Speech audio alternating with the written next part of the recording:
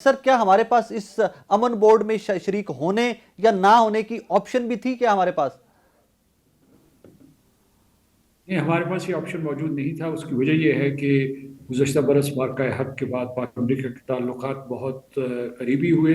اس میں ایک عنصر یہ تھا کہ پاکستان کے اوپر اعتماد کیا گیا اور پاکستان کے اوپر کئی معاملات سے کی وجہ سے نئی ذمہ داریاں عائد ہوئی۔ مثال کے طور پر پاکستان نے امریکہ اور ایران کے درمیان جب ان کی جنگ ہو رہی تھی تو اس وقت سفارتی گفتگو کو آگے بڑھایا تھا۔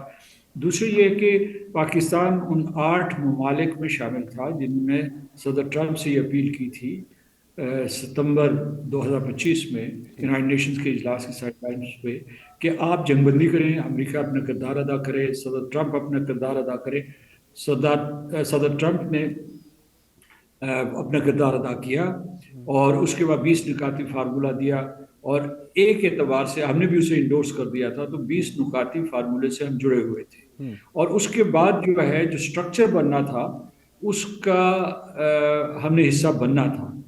اب یہ ہے کہ اور ہم نے اب اس کا حصہ بن گئے، نہ کی گنجائش نہیں تھی، لیکن اب دیکھنا یہ ہے کہ کیا پاکستان جب اس میں شامل ہو گیا ہے تو وہ اپنے اثر کے ذریعے جو اندر رہتے ہوئے اثر و رسوخ کے ذریعے کیا وہ فلسطین کے حق میں آواز اٹھا سکے گا۔ اور یہی منشا ہے پاکستان کا کہ وہاں جنگ بندی کروائی جائے، جنگ بندی کو مستقل کروایا جائے اور اس پہ کسی قسم کی جو ہے خلاف ورزیاں نہ ہوں اسرائیل کی طرف سے۔ دوسرا یہ ہے کہ وہاں جو ہے تعمیر نو کا کام شروع ہو، وہاں جو ہے ایک قسم کا سلامتی کا ماحول، پیس اینڈ سیکیورٹی کا ماحول پیدا ہو اور فلسطینی ریاست کے لیے کوشش کی جائے۔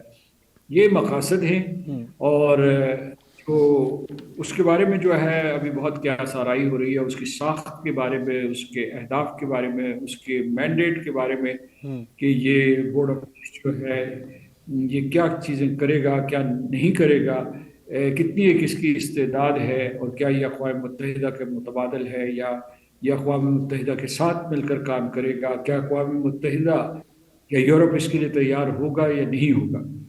تو یہ سر کچھ سوالات ہیں جن کے جوابات آنے باقی ہیں۔ سر یہی میری اگلی گزارش تھی آپ سے، میرا اگلا سوال آپ سے یہی تھا کہ غزہ والے معاملے کے اوپر اقوام متحدہ اتنا بڑا پلیٹ فارم ہوتے ہوئے اس بورڈ کی کیا ضرورت پیش آئی؟ یہ سوال صحیح بھی ہے اس اعتبار سے کہ جب بنیادی طور پر جب یہ ڈھانچہ بنایا گیا یا اس کے بارے میں جو 20 نکاتی فارمولہ تھا اس کو پایا تکمیل تک پہنچانے کے لیے امریکہ نے سلامتی کونسل کا راستہ اختیار کیا، اور وہ جو سلامتی کونسل کے مستقل اور غیر مستقل ارکان نے باہمی مشاورت سے جو قرارداد پاس کی 2803، وہ اس چیز کی اجازت دے چکی تھی، اور اس کا مطلب یہ تھا کہ اقوام متحدہ بھی اس میں شریک ہو سکتا ہے، یا نہ صرف شریک ہو سکتا ہے بلکہ اس کی سربراہی کر سکتا تھا۔ لیکن صدر ٹرمپ ہیں، یعنی وہ باقی صدور جو امریکہ کے بھی رہے ہیں ان سے ذرا مختلف ہیں، ان میں نرگسیت ہے۔ اس کے بعد یہ ہے کہ وہ چاہتے ہیں کہ اس میں جو چیز بھی امن و سلامتی سے متعلق ہو اس میں امریکہ کی قیادت ہو، اور بالخصوص ان کی قیادت ہو۔ تو اس وجہ سے یہ آیا ہے، یعنی یہ اسے آپ صدر ٹرمپ کی شخصیت سے بھی مخصوص کیجئے کہ اس وجہ سے بھی یہ ڈھانچہ وجود میں آیا ہے، کیونکہ گزشتہ برس جو ہے مارکہ حق کے بعد سے وہ مسلسل کہتے رہے کہ کیسے انہوں نے 8 جنگیں رکوائی ہیں، اور وہ اس کو اقوام متحدہ کو نشانہ تنقید بھی بناتے رہے ہیں کہ وہ ایک مؤثر پیس کیپر نہیں ہے، یا مطلب یہ پیس کو ریزالو نہیں کر سکتے، مطلب کانفلکٹ ریزولوشن کے لیے اس کا رول جو ہے مؤثر نہیں ہے، اور وہ سمجھتے ہیں امریکہ کی وجہ سے اور صدر ٹرمپ اپنے تدبر کی وجہ سے اس میں بہت کلیدی کردار ادا کر سکتے ہیں۔ یہ اصل وجہ ہے۔ سر یہ فرمائیے گا ان ڈیز ٹو کم اگر یہی پیس بورڈ جس کا پاکستان ہے کوئی اس طرح کا فیصلہ کرتا ہے کہ فلسطینی عوام کے موقف سے کوئی متصادم ہو، تو پاکستان کے پاس کوئی ایگزٹ اسٹریٹجی بھی موجود ہے؟ کیونکہ پاکستان کی تو ہمیشہ سے بہت کلیئرٹی رہی ہے when it came to Palestine۔ دیکھیے، فی الحال تو فلسطینی ریاست مجھے بنتی ہوئی نظر نہیں آ رہی۔ اوکے۔ اس سلسلے میں جو ہے پاکستان نے تو ہمیشہ فلسطینیوں سے یکجہتی کا اظہار کیا ہے، جی۔ لیکن جو 20 نکاتی فارمولے میں یہ کہا گیا تھا، کم از کم اس میں ذکر موجود تھا کہ جب حالات معمول پہ آ جائیں گے تو فلسطینیوں کے خود ارادیت کے لیے کوشش کی جائے گی. اور لیکن اسرائیل نے یہ قسم کھائی ہے کہ وہ فلسطینی ریاست نہیں بننے دے گا. اور اگر ایک فریق نہیں مانتا، یعنی دو ریاستی فارمولہ تھا نا، تو ایک جی فریق نہیں مانتا جس کو امریکہ کی بات شامل ہے، تو فلسطینی ریاست بنتی نظر نہیں آ رہی. لیکن کم از کم پاکستان اس وقت تک جو ہے اپنی کنٹریبیوشن کرتا رہے گا جب تک کہ اہل غزہ کو ریلیف ملے، ان کی زندگی معمول پہ آئے، وہ قتل عام سے اور جینوسائیڈ سے بچیں. اور اس کے بعد یہ ہے کہ جو انٹرنیشنل اسٹیبلائزیشن فورس ہے اس میں پاکستان نے یہی کہا ہے کہ ہم جو ہے ہم پیس انفورسمنٹ کے کسی عمل میں شریک نہیں ہوں گے.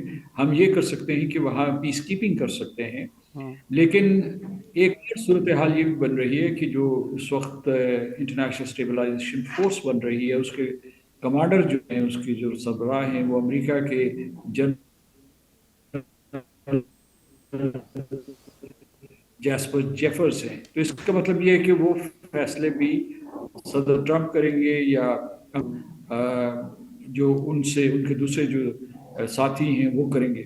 تو لہٰذا یہ کہ سوال آپ نے صحیح پوچھا ہے کہ، اور لیکن اس وقت ہم کہہ دیتے ہیں تھوڑی دیر کے لیے کہ یہ ہائپوتھیٹیکل کویسچن ہے کہ جس وقت ایسی حال پیدا ہوگی تو اس وقت تمام حالات کو مد نظر رکھتے ہوئے پاکستان فیصلہ کرے گا. کیونکہ آپ نے ایک سیدھا سوال پوچھا، ویری اسٹریٹ کویسچن، کہ اگر اس کے فیصلے وہ فلسطینیوں کے حق خود ارادیت سے متصادم ہو جاتے ہیں تو پاکستان اس وقت کیا کرے گا. تو وہ صورتحال اس وقت دیکھنی.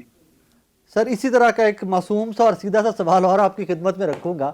ان کیس کل کو حماس کو ڈی ملٹرائز کرنے کے لیے یہ بورڈ کوئی فورس تشکیل دیتا ہے، وہاں پر مختلف ممالک سے فورس مانگ لیتا ہے، اس پہ آپ کی کیا اطلاعات ہیں؟ کیا پاکستان کی فورسز مہیا کی جائیں گی for demilitarizing of Hamas? Pakistan نے بارہا یہ کہا ہے کہ وہ اس قسم کی کسی کوشش کا حصہ نہیں بنے گا. یعنی وہ حماس کو ڈسارم نہیں کرے گا. اس لیے میں نے پہلے بھی کہا کہ وہ پیس انفورسمنٹ نہیں کرے گا. اس میں مطلب یہ ہے کہ حماس کو اگر ڈسارم کیا جا رہا ہے تو پاکستان اس پوری پروسیس کا حصہ نہیں ہوگا. لیکن اس میں ایک چیز میں آپ کو بتاؤں، ابھی ڈاووس میں بھی صدر ٹرمپ نے ایک مرتبہ پھر حماس کو یہ کہا، یہ پیغام بھیجا ہے، اور بلکہ جو جیرڈ کشنر ہیں انہوں نے بھی یہ پیغام دیا ہے کہ یہ سارے کا سارا انحصار اس پہ ہے، یعنی یہ جو پلان وہ بنا رہے ہیں بالخصوص تعمیر نو کے حوالے سے، اس پہ ہے کہ حماس ڈسارم کر جائے. اور وہ کہتے ہیں کہ والنٹرلی کر جائے. اور کچھ خبریں ایسی رہی ہیں کہ حماس اور امریکہ کے رابطے ہیں، اور ان رابطوں کے ذریعے حماس کسی حد تک آمادہ ہو گیا ہے. لیکن آپ ان کے اوپر یقین نہیں کر سکتے جب تک حماس کی طرف سے کوئی بیان نہ آئے. فیئر انف.